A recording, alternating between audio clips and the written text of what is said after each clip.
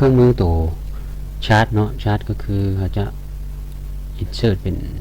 เส้นแสดงเนาะหรือว่าเป็นกราฟต่างๆคล้ายๆ Excel นะ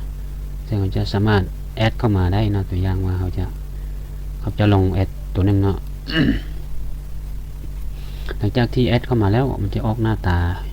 เห็นว่ารูป Excel อยู่นี่ข้อนี้จะเป็นข้อมูลที่ว่าเราสามารถป้อนเข้าไปได้เนาะ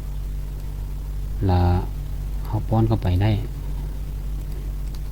แล้วข้อมูลมันก็จะใส่ให้เขาเนาะตัวอย่างว่าเราแอดเข้าไปเป็นสิ่งต่างๆเนาะ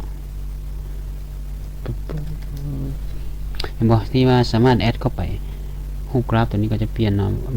มันจะเป็น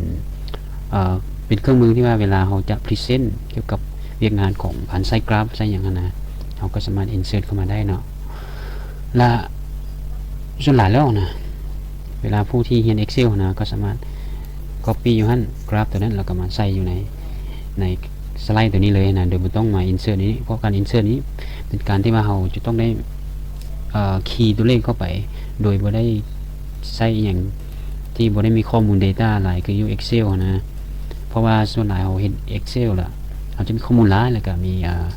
data หลายแล้วก็จะมีกราฟมีอย่างเดียวเราจะ copy ตัวนั้นมาใส่เลยเนาะแต่ถ้าเรา insert อยู่ในสไลด์นี่นะมันจะมีมันการเฮ็ดเรียบบ่สะดวกนะคือเขามีแต่ห้องให้มาเฮ็ดซื่อๆนี่นะและในบทหลังๆนะเช่นมาสอนตัววิธี copy กราฟอยู่ใน Excel แล้วลิงก์มาหาตัวสไลด์นี่เลยเนาะเวลาเราเปลี่ยนอย่างอยู่ใน Excel มันจะลิงก์ออโต้มาหาสไลด์เลยนะอันนี้ว่าคร่าวๆก่อนโอเคเครื่องมือตัวต่อไปเนาะตัวต่อไปก็จะเป็นพวกstore ตัวนี้จะเป็นพวกOffice อยู่ในอินเทอร์เน็ตเนาะหมายถึงเครื่องมือช่วยอยู่ในอินเทอร์เน็ตมาประกอบช่วยเนาะโอเคถ้าเบอร์นึงจะออกมาหลังจากที่มันโชว์ออกมาแล้วมันจะเห็นพวกคล้ายๆเราสามารถแอดเข้าไปถ้าไผเรียนรู้ไปเพิ่มเติมนะมันจะมี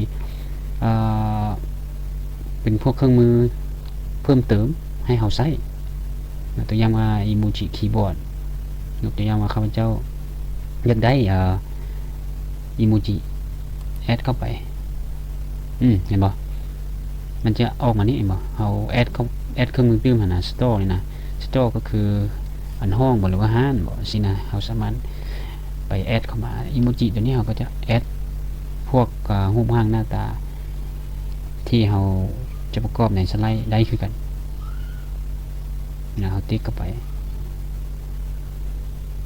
ได้เห็นบ่มันโชว์ออกมาแล้วนี่มันโชว์ออกมาแล้วเราสามารถเอาไปใช้ได้เลยตัวอย่างนี่แอดเข้าไปเนาะ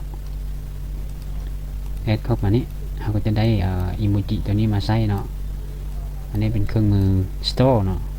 แต่ว่าต้องเชื่อมต่ออินเทอร์เน็ตได้คันบ่มีอินเทอร์เน็ตก็แอดมาบ่ได้คือกันเนาะตัวเครื่องมือต่อไปเนาะก็จะเป็นตัว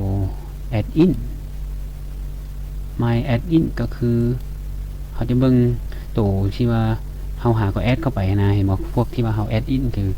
เราเอาจาก store มาใส่นะอันนี้จะเห็นตัวนึงเป็นอีโมจิคีย์บอร์ดเนาะเราเอามาใส่มันก็จะโชว์นี่ถ้าเรามาใส่หลายอย่างก็จะโชว์เรียงเหมือนสิแหละว่ามีสิ่งใดได้ที่ว่าเราแอดเข้ามาเนาะ